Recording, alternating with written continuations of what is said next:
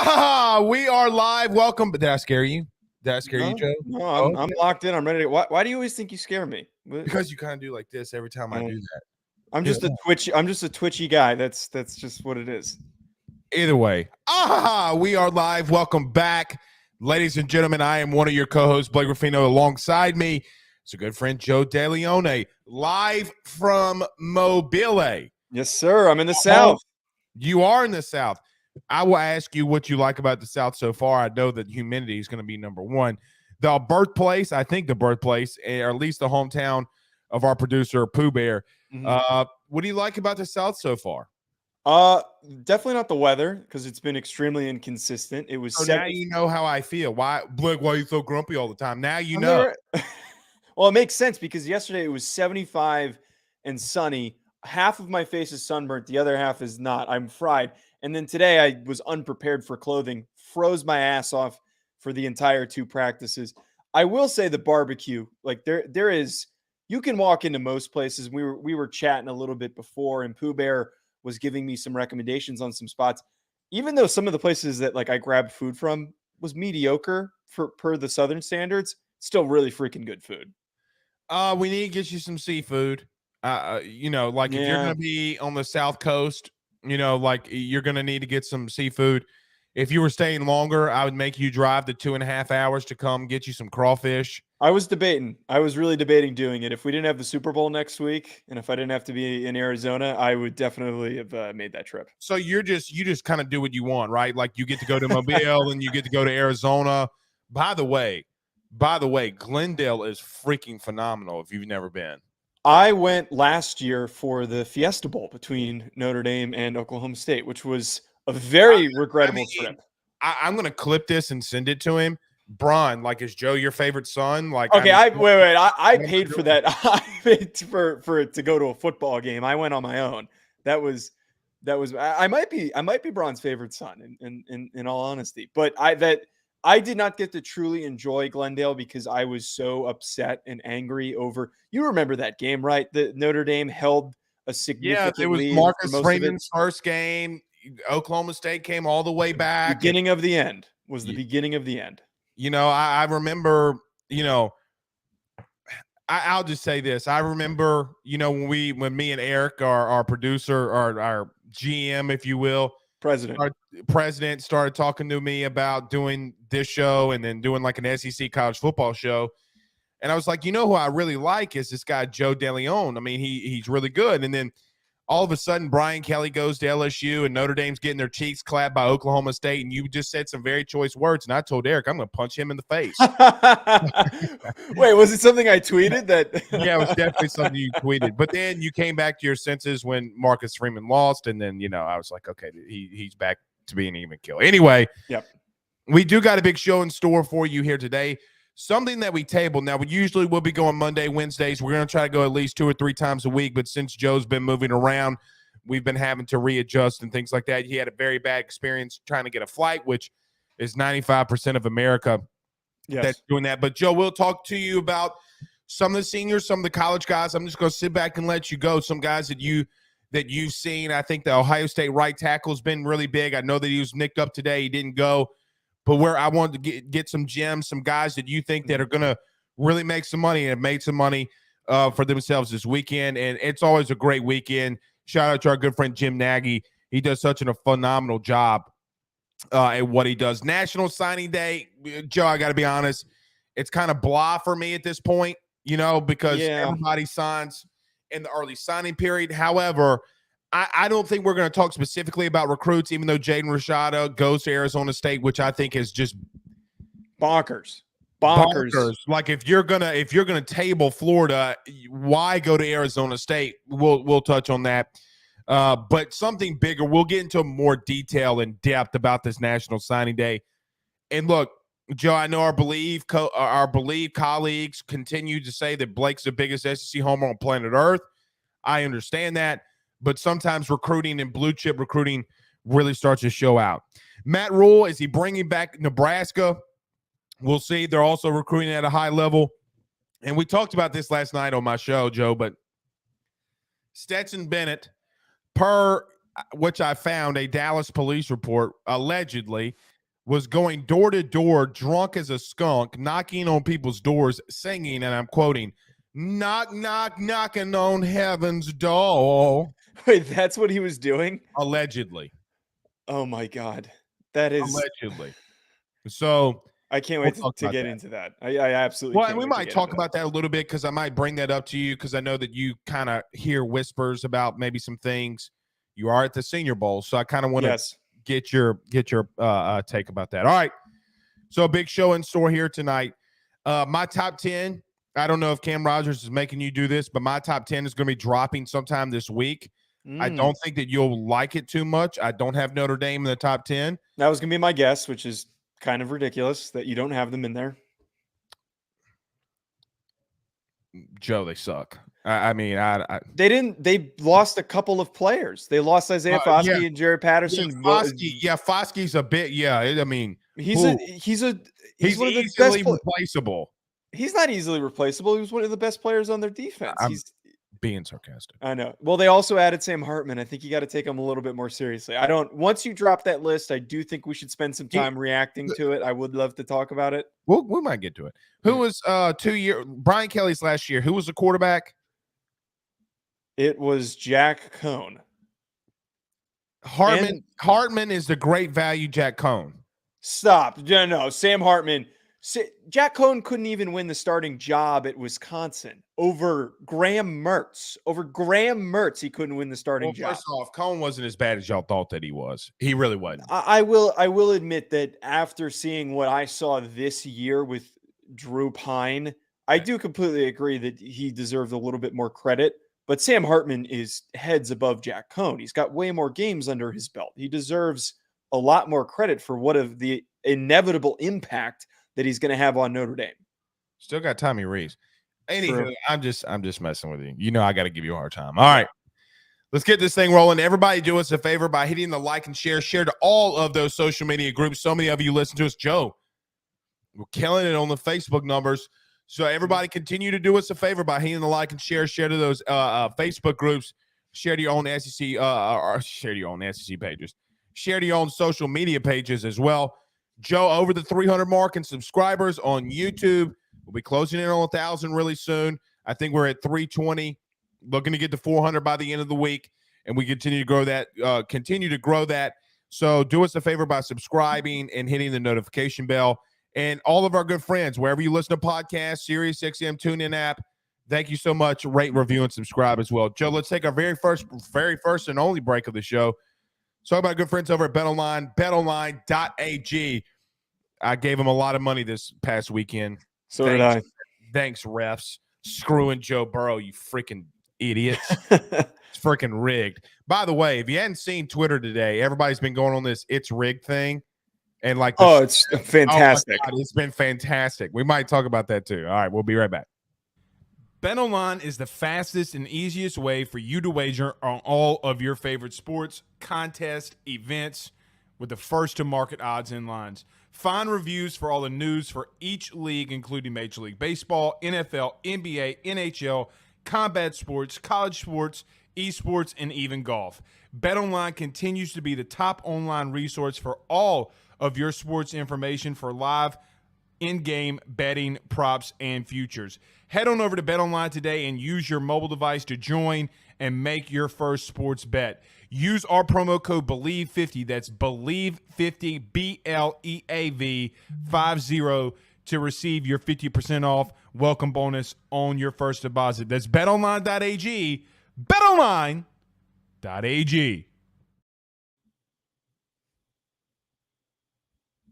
I was muted. I was muted. I was just sitting there talking and I was muted. Joe, very quickly, this NFL is scripted thing has been hilarious. Like, I think one of the funnier ones is like when not Alex Jones. Shoot, what was it? He was at Kansas City. He was with San Francisco.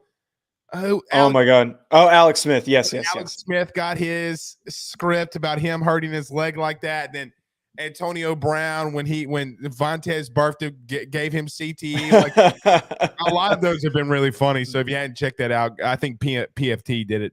or PMT, whatever his name is on Barstool. Go check It it was out. Arian Foster who was the one who originated the joke that people took and ran with it, that it was a real thing. There's actually a couple pages that think Do it's you real. think that there is some scripted stuff here with the NFL? Just very quickly. I don't think that it's scripted. I think to have Do that you think level it's of rigged? Scripted is tough. Do you think it's a little bit rigged? I don't like using scripted, rigged, or any of those words, but I will say that I do think officials have in mind an intent to make certain games more entertaining when there is an ability to do so. So last week's game, to keep that game closer, is more beneficial for ratings. It's more beneficial for the inevitable Super Bowl. It's the same thing with the NBA playoffs. They push and make calls so that it ends up being a 7-game series. They don't Right. want a short series in the NBA finals or in the playoffs. They want as many games as possible. So I absolutely think that there is deliberate decision making by officials, knowing that it will impact the product. But I don't think that we can take that the full step of there is a hand in the outcome completely. I will just very quickly agree with Chris and say that it's unfairly officiated. Yeah. But this is what gets me now. Look, I'm a Joe Burrow homer and apologist. Like, I feel like I've seen Joe Burrow walk on water, okay? Nevertheless, the same referee, though, Joe, called the pass interference against Logan Wilson in the Super Bowl. He was the one that called the grounding, and he was the one that was supposed to be watching the time when the play clock was going, and he let the play clock go and then made the ultimate decision to run it back. I do have an issue with that. Okay, the grounding call was probably the worst grounding call that I can remember. Was back to the quarterback. That's not the rule. No.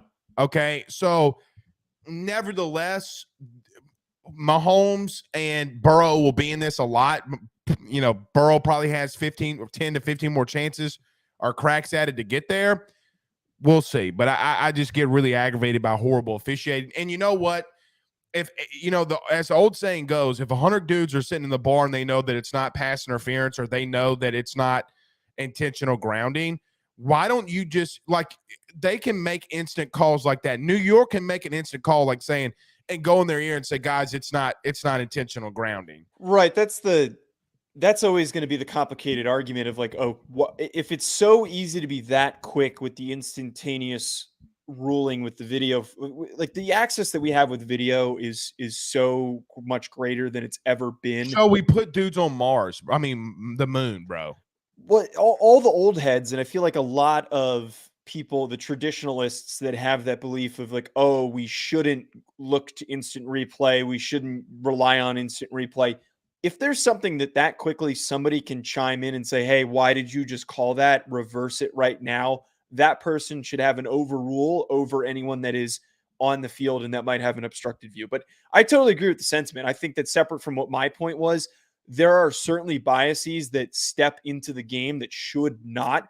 There's a reason why you can pull up officials and be like, X official has, when this team is in the game, they're 0-5.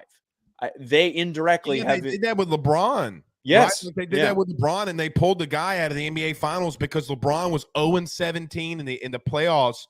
I forget the guy's name, but he was 0-17, Joe. Like, Jesus Christ.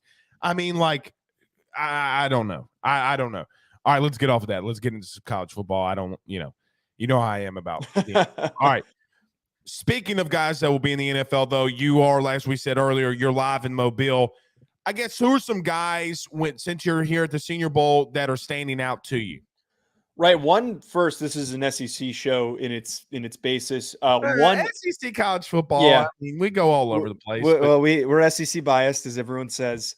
Christopher Smith, though, from Georgia, who we've talked about a little bit on this show, I think has been impressive. I tweeted out, or the Believe account tweeted out a video where I pulled a bunch of clips of him at practice, and what he has shown, being able to cover tight ends, being step for step with guys, is really promising because he's a small defensive back. And for him to make plays on the ball, to be disruptive as a small DB, that's what you want. That's what you want as a guy that can be a tight end eraser. Separate from him, though, there have been a lot of offensive linemen that have looked good. There have been a lot of defensive linemen that have looked good, particularly 2 D tackles Carl Brooks from Bowling Green has had a very surprising week. The one who I think is having the most meteoric rise out of anybody is Keanu Benton from Wisconsin. He was injured for most of this year. The 3-tech. The 3-tech. So he played nose mostly for Wisconsin, and he has been playing a lot more 3-tech and a lot more on the interior in different spots at the Senior Bowl this week. And he's really showing that he's not a nose. He can be a really good 3-tech at the next level. Explosive hands, really, really strong kid. In terms of the offensive lineman, John Michael Schmitz from Minnesota, very consistent. He's a center or a guard at the next level. And I then think Matt, he's a guard. I think he's a guard. I saw you talk about. I wouldn't look at him. I thought he was a guard personally. I think he works at either spot. He was so clean. His snaps are goofy though. You don't think he works as no? I don't snapping? think. Well, let me say this. To your point, I think his snap, if it's fixed, he'll be a center. He's got to get that snap fixed. I mean, it's too hot and too low. You kind of like me in a club. Okay? I mean, but anyway, continue. Yeah, you don't want to have a center as you're in your history of playing center. I was a long snapper. Anyone who's handling the football at the beginning of the play, if it's not getting there without having to move for it, that's a problem. Matt Bergeron, though, Syracuse offensive tackle, has been super, super consistent. Those have been like the main risers for me. So you brought up DeJuan Jones earlier, though, the Ohio State kid. I think that his performance this week has been a little bit overhyped. So he had a really, strong first day. He had a couple good reps, but this is like a big, long, powerful kid who I think everyone saw how big he was and got all excited and made some average plays sound a lot better than they were. The other thing too that I heard today, Blake, so you mentioned that he was nicked up and was not participating. Apparently. I know what you're about to tell me. He quit because he had a good day. No, well, apparently, and I don't look. I'm prefacing by saying this. I don't have verification of this. You're just hearing whispers. He apparently just dipped and didn't tell anyone. His agent told him, "You're good. You're done. You did great. You did way better than we thought you were going to do on the first day. Leave." And nobody knew that he was hurt. Why play? Why hurt yourself? That's a good point. But here's how the reason why I believe that's true is that this morning there was player availability to talk to the players for the media, and they had a separate podium for DeJuan because he was doing so well. Everyone wanted to talk to him, and I went over to wait for him to show up. We were there for 10 minutes, and he didn't come over. And I just thought that was a little odd. I was like, I wonder what happened. Once I spoke to the person later in the day that told me this, that he just dipped, I think that confirmed that. The way that I look at, though, what you're saying, don't want to get hurt. I think it's a little bit more that this is, from what I have heard, a kid who's not that invested in the game of football. He actually came on the NFL Draft Prospects podcast, my show with my co-host, Ryan Roberts. Ryan asked him about football and what he thinks of it. And he's like, oh, I just kind of ended up playing it because I was too big for basketball. Oh, no. He even admitted on my show that he is not that invested in football. So I think that his agent was like, don't let the teams start coming up and asking you questions. You're 20 pounds heavier than the beginning of the season, which is really weird. We need to get you out of here, and you've done enough to boost your stock. That's what I think would happen. What about Tyjae Spears? We talked about him, the Tulane running back. Yeah, I think he's shown a really good job catching the football. You asked me about him earlier, and it took me kind of like a second to remember him. But the plays that he's made, the vision he's shown really good navigation. The one thing that's really tricky with running backs at the Senior Bowl is it's mostly a thud practice. Nobody's getting taken to the ground, so it's hard to read these running backs. But out of the few guys that have shined, he's been one of the better running backs of the week. I'm gonna give you a hot take. You ready? Let's hear it. I don't think he's Alvin Kamara. Okay, don't confuse me when I say what I'm about to say. Okay, but I think a team's going to take a shot on him in the third or fourth round, kind of like what the Saints did with Kamara. I think if he hits a certain system, I think if he goes to San Francisco and is a backup to Christian McCaffrey, he's dangerous. I think that there's specific teams that if he goes to Denver with Sean Payton now, I think that he's going to be a big time issue for a lot of people. I think if that kid gets in the right system, Joe, here's the reason why. Look what he did against USC in that final game. Look what he did against Kansas State. He's killed people Okay. And it's not as if that he's playing like, it's not as if when he's playing the bigger teams, he disappears. He shows up. He shows up in a very, very big way. We'll see about them. Getting back to your Christopher Smith thing. When you said that earlier today, you know what my first thought was? What? I mean, everybody keeps talking about him covering tight ends. It's such a great lore. Okay. I kept thinking to myself, well, shit, when you got to go up against Brock Bowers and Darnell Washington every day, any other tight end in the country not named Travis Kelce or Dallas Goedert that he's going to cover at the next level, it's going to be easier. There is not a receiving tight end in America outside of maybe two that's better than Brock Bowers. Okay. So I think that, I just really think that when you're playing, like sometimes when you go in against guys in practice and then when you go in the game and the guys that you're playing in the game aren't as good as your scout team dudes, like, bro, he's got to be laughing. He is a little DB, but here's the thing. He kind of reminds me a little bit of an Eric Berry when we kind of talked about him in the sense of the dude will just come out and absolutely headhunt you. Okay. You know who else Christopher Smith was, if I'm not mistaken? I'm pretty sure Christopher Smith was the guy that knocked out Marvin Harrison Jr. in the bowl game. I believe he was. Right. So to say that like the dude will light you up. I really like Christopher Smith, but here's the crazy thing about Georgia. Okay, and we'll talk about this in National Signing Day. They find gems all over the place at DB. Okay. Absolutely. Christopher Smith is one of those guys that I think that you look at and are just like, dude, like, where did you come from? Now, I remember this doesn't get really televised, so I'm a, credentialed through the SEC or whatever. And, on Wednesdays, Joe, we do the SEC teleconference. I usually go in there and listen to Brian Kelly, who's the first one. And so I may wait for, the conference opponent or team that they're playing. But now that we're launching the show, I would stay there and listen to the big ones. I would stay right after and listen to Kirby. And no lie, Kirby Smart must have mentioned Christopher Smith at least every SEC teleconference that I listened to. Oh, he loves him. He loves him. And when they asked him about it, he goes, because I can yell at him. I can curse him out. I could say he stinks. I could say that he's poo. Every time he goes, he says, yes, sir. And then he gets back to it. And then he just dominates. I like that pick by you. I didn't purposefully, I didn't tell you going into this about Christopher Smith. I wanted you to give me your holistic opinion. But when we talked about in the Georgia recap, he was a guy that I thought that I had mentioned. And you know what, LSU, the only one thing is that when we talked about LSU exposing him, he doesn't like the vertical passing game a lot, okay? No. But he likes to go down in the box. Yeah, he's a very underrated athlete. And when I watched him and I evaluated his tape, it's very easy to get distracted by all of the guys that are around him. And it's very easy to be like, he's good for what he is and he's consistent, but everyone else around him is making plays. I think now that he was removed from that environment and he was thrown into a situation to be the best defensive back on the field, that was when he stepped up. But I totally agree. He is going to be a starting free safety for somebody. I graded him as, I want to say, a late third, and I might bump him up a little bit after this week. Just such a freaking good player. He's great personality. He's a leader. He'll be a staple on somebody's defense for like 8 years.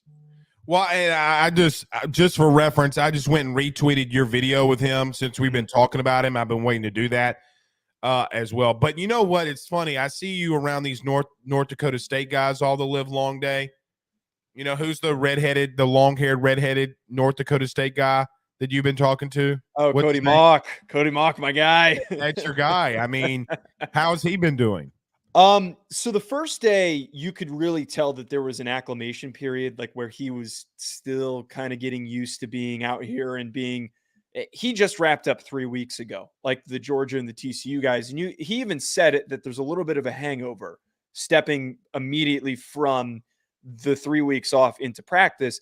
But today he looked really clean. A lot of people were talking about how he's showing a lot of toughness, a lot of grit. I think he looks a lot better inside at guard than he's going to play at tackle. He's just such an interesting kid because he comes from like the Midwest, middle of nowhere. He was a tight end put on all this weight. He moves like a tight end. He's a mean, tough SOB.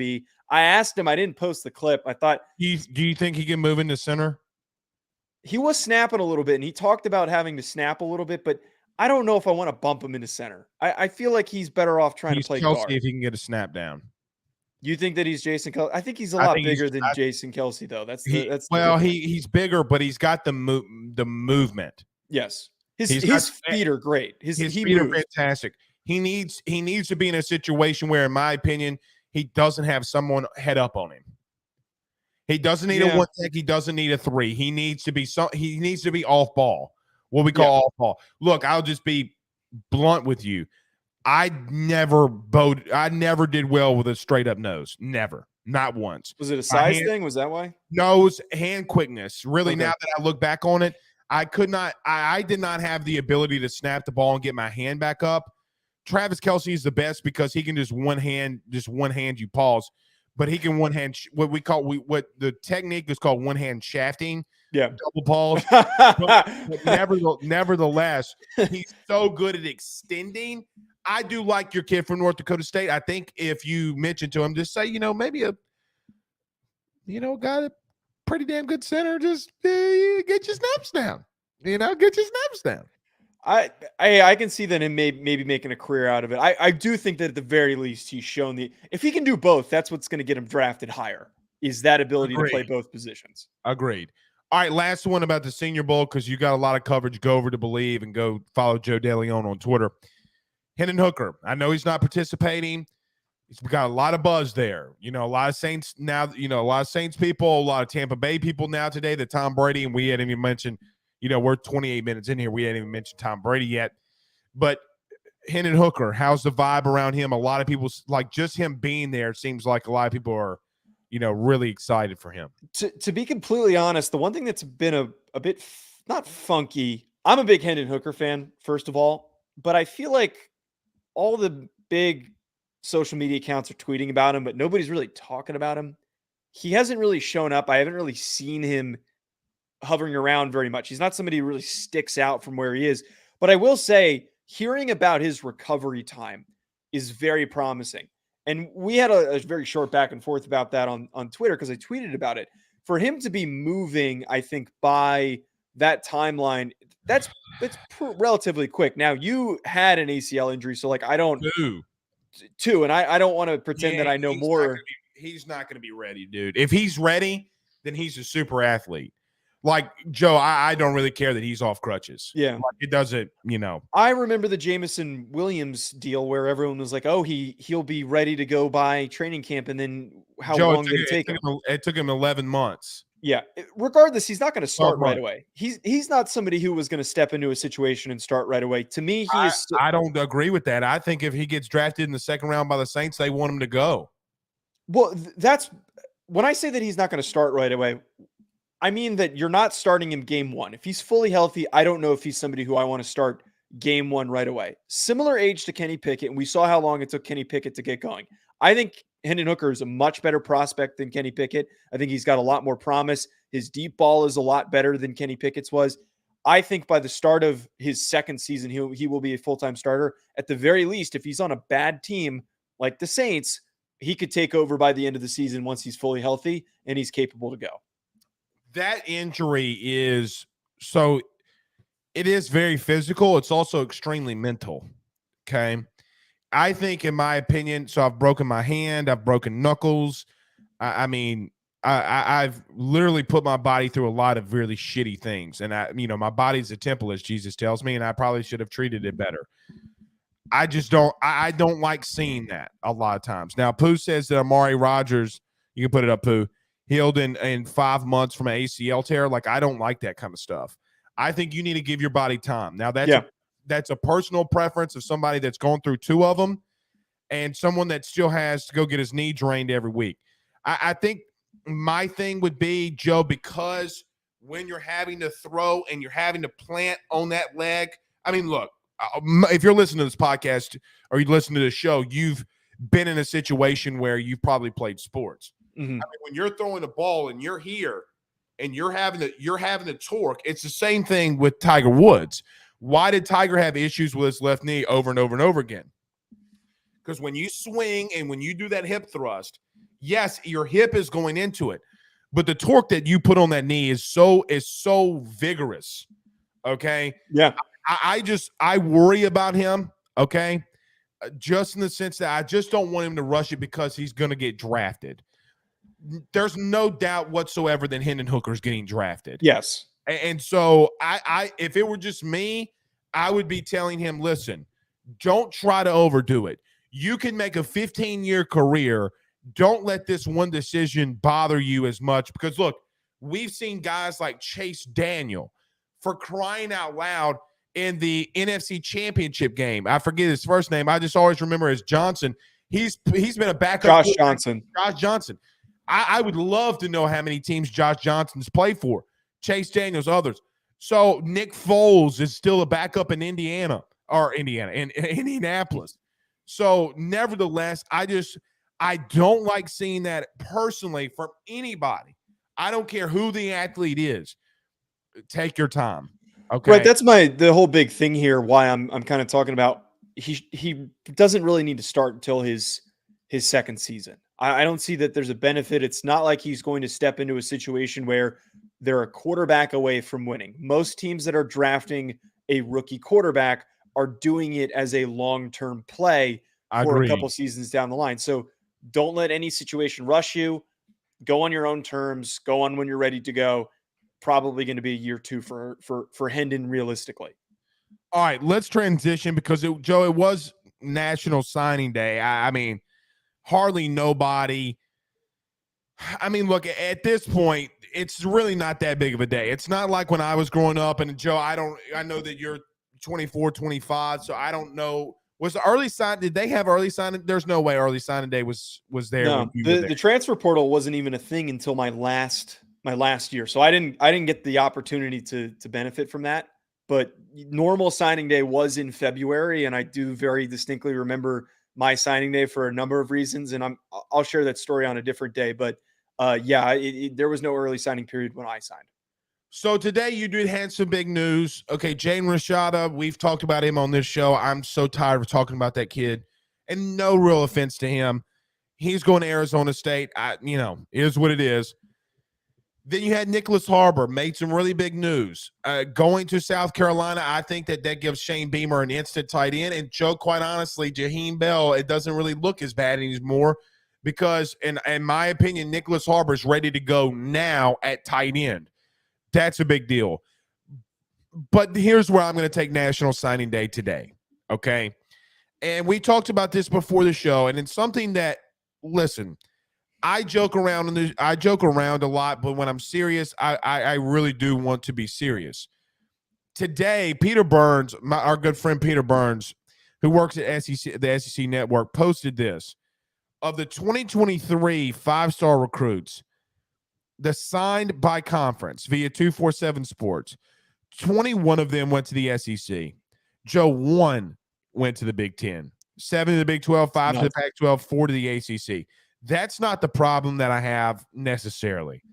This is where I have the problem, okay, is that of the 4-star recruits, the SEC got 145 of them, almost doubling the next conference in the Big Ten at 74.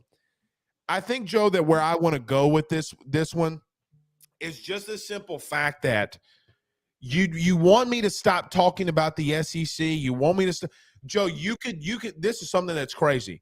Did you know in a 300-mile radius, 19 of the last 21 national champions are in a 300-mile radius of one another? Damn near. Yeah, I think we broke that down before. So it's all the same region. So with that being said, I'm not going to sit here and say stars matter and they don't matter, whatever. I don't want to get into that debate today. But the best athletes are usually going to one spot. All I'm saying is, if you want to compete, you got to recruit better.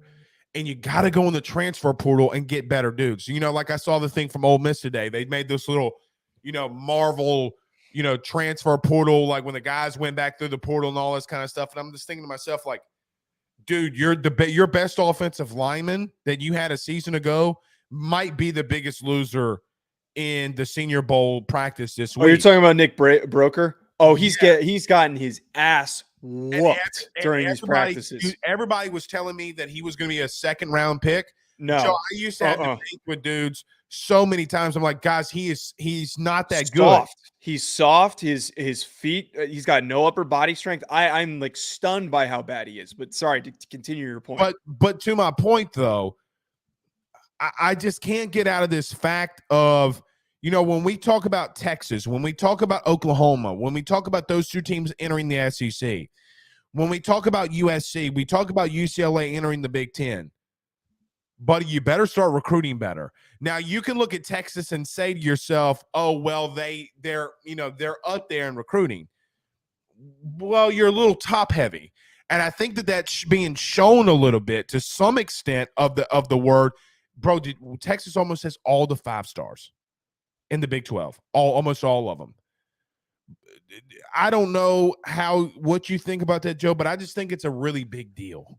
Yeah, I think it's very problematic for the future outlook of college football, and it's not like this is anything new. This is something that we're used to already. All of the best players are picking and choosing to go to SEC teams, and now that NIL is open and is a very, very real thing, that it is not an under the table inducement like it was in the past, it's only going to get progressively worse. I know some people claim that there is more opportunities for parity, but at the same time, here we are with the same statistics that we get every single year. Why this is bad for the future outlook of college football is that the two teams in the Big 12 that garnered all of those 5 stars, all of those 4 stars, are Oklahoma and Texas that are going to the SEC.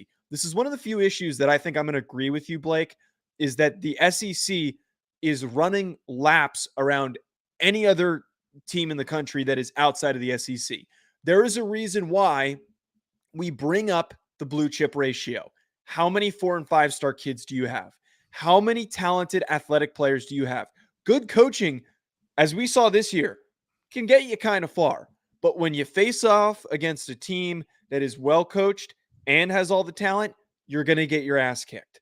That's just plain and simple. More needs to be done. I will say that there are teams across the country that show signs of promise. Teams like USC. What Colorado has already done is kind of crazy, that they have got no NIL money and that they've attracted some of the recruits that they have. Do. Yeah. Well, you think that they don't have NIL money? No, I think that they do. Well, the AD was saying that they didn't even have money to pay Dion his salary, and he had to go look for the money. So I don't know. I don't know what money that they're paying Cormani McClain. I don't know. I'm just basing it off of. I was born at 7:02 p.m. at night. What boosters does Colorado have? It has not. Okay. Well, okay. I don't want to get into this. I don't want to get into this debate, Joe. Okay. I don't mean this in the wrong way. I don't think Travis Hunter got paid millions. If you really believe that Travis Hunter didn't get a little something, you're crazy. If you don't believe that Cormani McClain got money from somebody, you're crazy. I'm not saying that they aren't going to earn an NIL deal, but I don't think that their NIL money. And look, I'm not saying that they're getting paid thousands and thousands of dollars. He says, Pooh Bear says, "Sir, have you not seen their revenue from cannabis alone?" But they don't have a booster alumni group that's passionate about football. Like I don't think that that's their priority. But my point is that I'm sure that there's money somewhere, but I don't think that recruitment is parallel to the SEC NIL recruitment. I think that they're very different. I think maybe that somebody helped set him up with a deal that might have paid him a decent amount of money, but I don't think it's the same way where it's like the Rashada deal. Here's $13 million. Come play for us.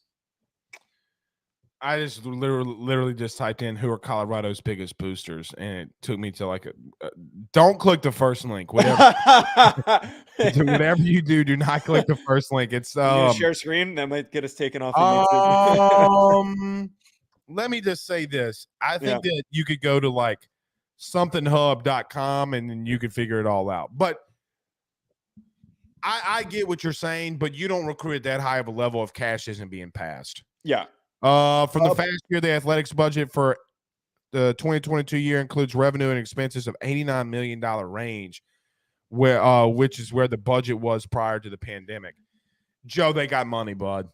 They got not as much as their other team, not as much as what Oregon's playing with. Well, I'm going to be honest with you. I think, and I agree that Oregon's putting out money. Okay, where did Peyton Bowen wind up going? He went to Oklahoma.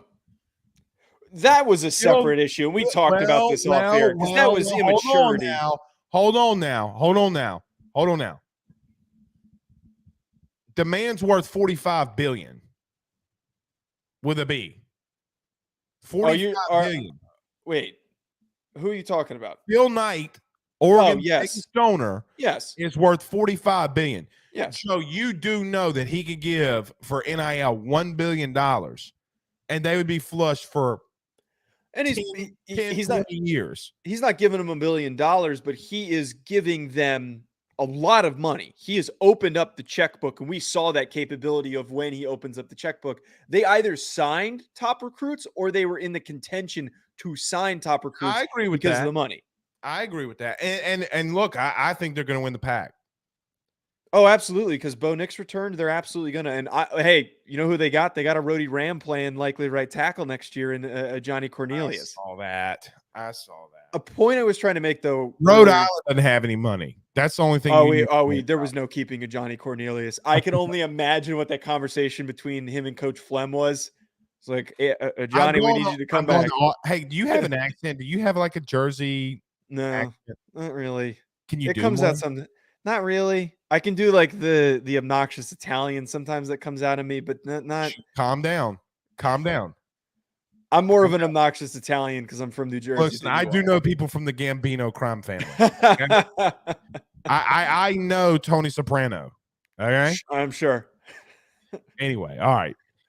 Nevertheless, getting back to the original point, yeah, it's why that perimeter of the Southeast is going to continue to win.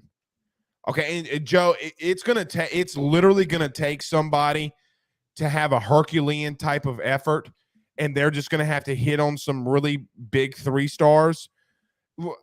I compare like TCU. Well, yeah, but I'm talking about to win it. I think TCU had some luck. I really do. I still believe, Joe, that TCU, bro. Can I just tell you something? And now that we're out of this national championship for a little bit, clip this.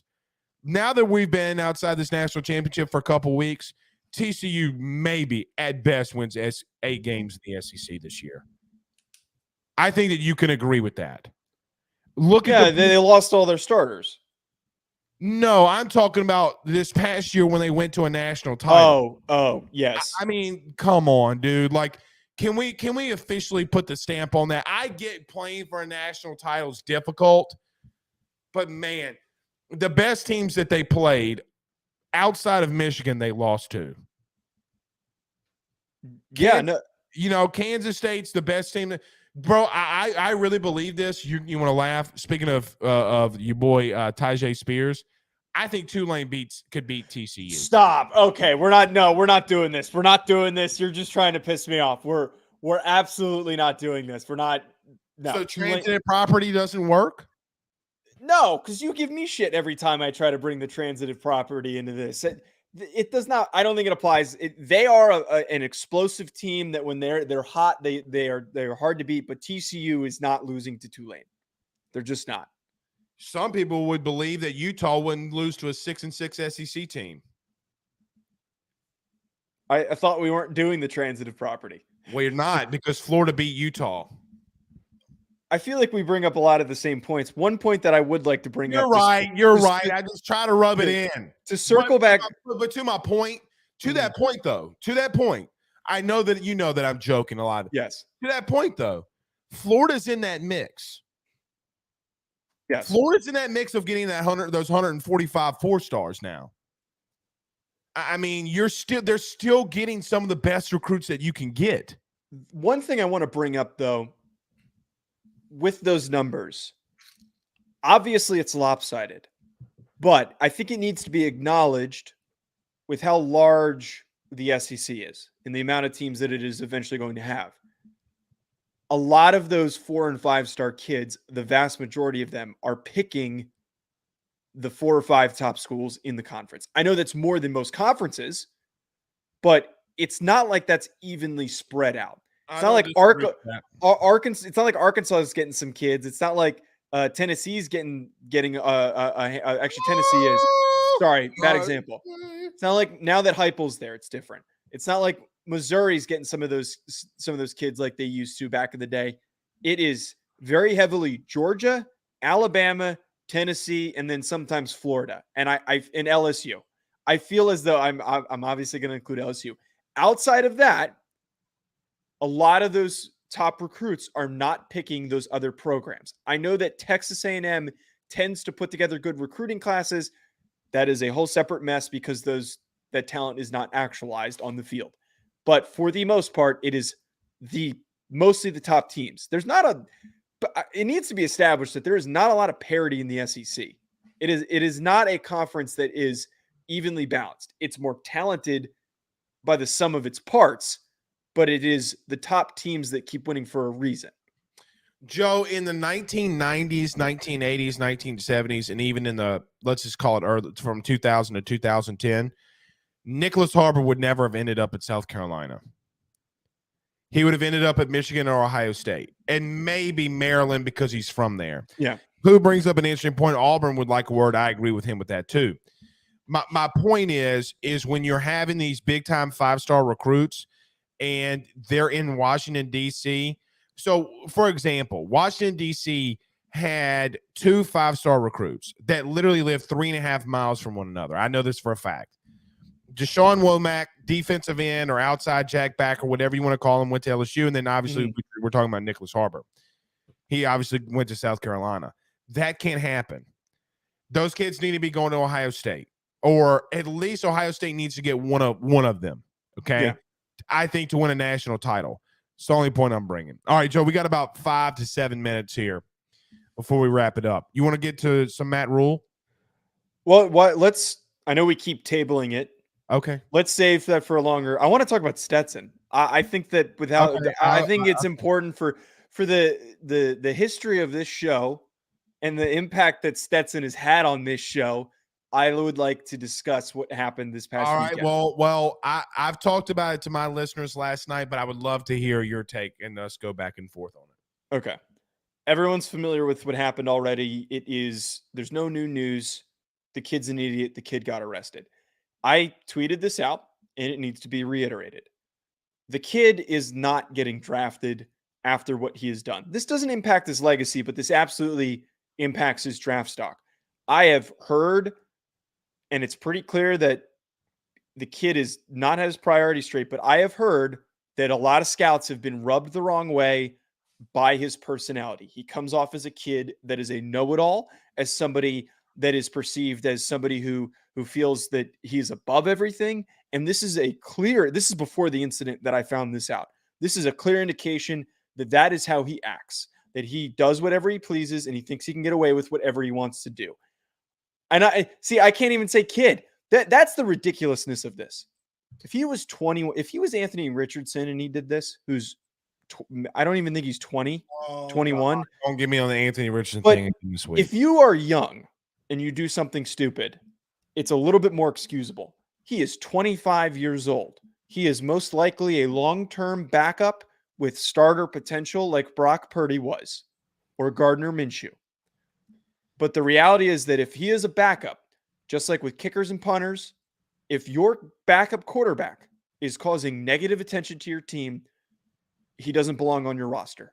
That is how a lot of NFL decision makers are going to treat this because they do not want that to be a storyline, asking the kid questions, asking the coach questions, asking the starting quarterback questions about if you think Stetson is getting a handle on everything and if he can handle the NFL. It is a waste of everybody's time. No one is going to want to invest long-term money in a guy like Stetson Bennett.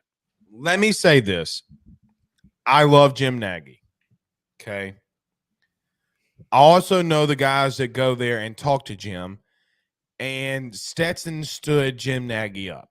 Okay. Yes, that is true. So I just want to preface, I disagree with you that I still think he gets drafted. Now, do I think that he gets drafted where I originally thought he would because of this? No. Okay, it's horrible decision making. Joe, we have NFL owners snorting cocaine off of hookers' butts. Jim, you have situations where Robert Kraft is getting a happy time when he's in Florida. But the owners are not the ones. Okay. Hold on. Okay. If you think that he is going to sit in the 6th round and somebody that does business with Arthur Blank isn't going to pick up the phone and call Arthur and say, draft him in the 6th or 7th round because of what he did in Georgia, I love you to death, Joe. They're going to do it. I know that they got Desmond Ridder. I'm just telling you that's how some of this works. I talk with a guy. How do I want to say this? He is the vice president of an NFL team that's in the South. Okay, let me leave it right there. I think that you know who I'm talking about. I'll tell you. He told me that their owner has been asking them more questions about Stetson Bennett than they've asked about anybody else, and they have a quarterback, and they have a really good quarterback. Okay, this team. My point being is I think that when you have situations like the Brock Purdy scenario and you have a really good team and you spend a lot of money, they don't give two shits that you have a public intoxication on your record when you could go out there and win 2 or 3 games. Who was the guy for Dallas when Dak was hurt? Nobody Cooper really. Rush. Cooper Rush. Brother, they made it to the 2nd round of the playoffs. Okay, he saved their season. He's really their MVP, in my opinion, because he saved their season. I think he's getting drafted. Okay. I don't disagree. Sorry, let me. I'll let you finish. Go ahead. I'm done. All I was going to say is, I don't disagree on the importance of having a good backup. Where I disagree is that because of the placement on the roster, the lack of day-to-day impact, they do not want to waste their time on somebody and their energy on someone protecting someone that is not impacting the game and might not impact the game all season long. They don't want distractions. This isn't like a Josh Gordon type. The first person that's been arrested for a public intoxication. But this isn't like a crazy athletic receiver or defensive end that did something really stupid. And it's like, let's take a flyer on him in the 6th round. If he gets his act together, he's going to be one of the best receivers on our team. It is a backup quarterback.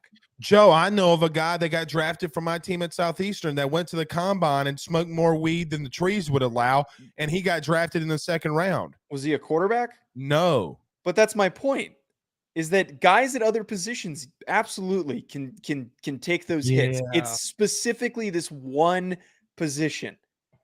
Here's a good example. Okay. Good example. Do you remember a Mr. Chad Kelly and what he did and why he was removed from the NFL? Don't you dare say put Chad Kelly and Stetson Bennett in the same sentence. Some people thought that Chad Kelly was a really high upside backup. Some people are idiots. The only reason that boy got drafted is because of who his uncle was. And he beat Alabama. He beat Alabama. He was a high upside. Beating Alabama. But but look, he was somebody who people thought like, hey, Trevor Knight beat Alabama. People thought that he'd be a fine backup in the NFL, and he was on a roster for a little bit, and he got either really drunk or high, and he broke into somebody's apartment or home. I forget what the story was. What's even crazy about that, the case got dropped because he was in a hotel room and the key, they gave him the wrong room number. Either way, I get what you're saying. Stetson Bennett's not Chad Kelly. Quit it. Now, because the logic from an NFL decision maker, an NFL team is going to be, let's just wait until he goes undrafted, and not be tied any money to that. They won't do that. They're not going to do that. AJ McCarron got drafted. What did AJ McCarron do except being a dork? He got arrested for a DWI before the draft. And then it got swept under the rug. Pooh Bear, who's the kid from Shreveport? I don't remember that being reported on. Maybe it was because it was too young. It got dropped. And you know who? And you know what? It wasn't when he got drafted. It was his junior year going into his senior year, if I'm not mistaken. And he was with Miss Universe or Miss Alabama. Remember when Brett Musburger, like, Yeah, and lusted over her yeah, long it was like, IP. oh, she got big, beautiful. And he pauses. He says, Oz. Pooh, who was the offensive tackle? Oh, hold on. I don't even have to go there. Dog, they got Laramie Tunsil in a gas mask. He was an offensive tackle. He was a 5-star recruit. He's insanely talented. I get it. He went in the first round. Brother, We're also missing. Hold on. Yes. I got one for you. Okay. Lael Collins. Yeah.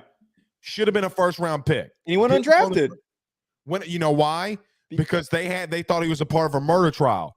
Did you know that Dallas picked him up while he was still under investigation, and then the charges got dropped? But nobody signed him. I'm not saying that Stetson won't get signed. Yes, sorry, nobody drafted him, and they all waited for him to go murder. This is public intoxication. Brother, he was going up to somebody's door. There's no risk in signing somebody to a Baker UDFA. Mayfield That's my was point. The first pick overall and got tackled by police. You want to hear something that's even more shitty? Clip this if you want it and put it on one of them little shorts that you do. Okay. Baker Mayfield got tackled more by police officers than he ever did by the University of Texas. And he still went in the first pick overall. And you know what he was? A quarterback. But here's the difference between Baker and all the charity stripe guys. The difference between Baker Mayfield and Stetson Bennett is that Stetson Bennett is 25 years old, and instead of he was 24. If you're training and preparing, I'm talking the timing of this is very important to acknowledge. When you're training and preparing for the NFL Combine, the season ends, you pack your bags, you fly to where you're doing your combine prep, and you do nothing else for the next 3 months. That is all you're focused on. You're at throwing sessions, you're at film sessions, you're in meetings. You're just at a training facility working and getting better and preparing. You also have to understand, Joe, let me ask you this question. Do you go out and drink? Serious question. I stopped doing it as much. I don't do it as frequently because I actually, you know what I mean? Like 1000% honest. I stopped drinking after New Year's. I haven't drank for a month. And this is such a hardo thing to say because I want stupid, but January or February. But it's not even that. I am deliberately making mature decisions because I thought it was negatively impacting me doing work. There were a couple of times, I'll say it here first. Like I showed up, we did the SEC show, and I was hungover, and I was pissed at myself when I did that. You Rudy Poo.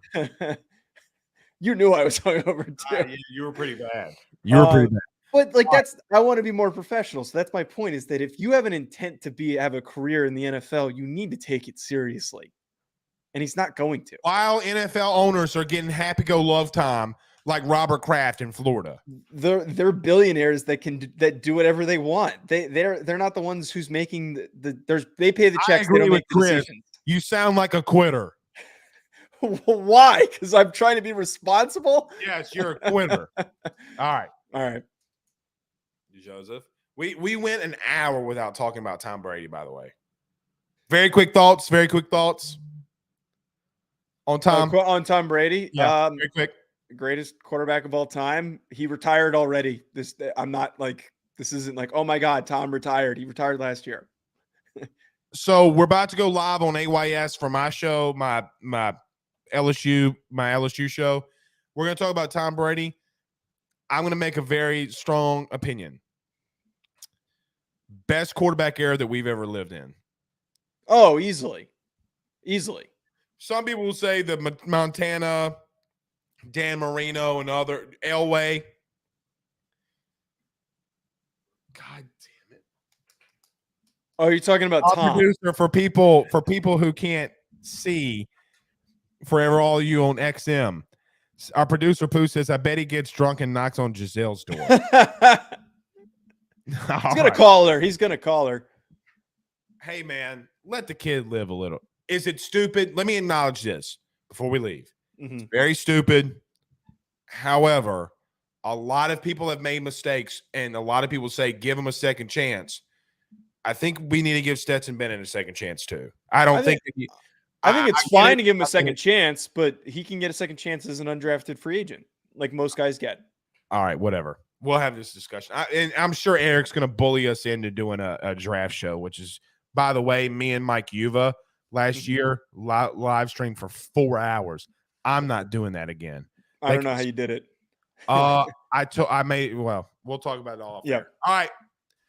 Joe, we're gonna go this weekend now that we don't have. I mean, when will you be back? When can we go? I'm back on Friday, so we'll reconvene. I'm good to go Sunday, Saturday, whatever day it is. All right, we'll be back soon. See y'all.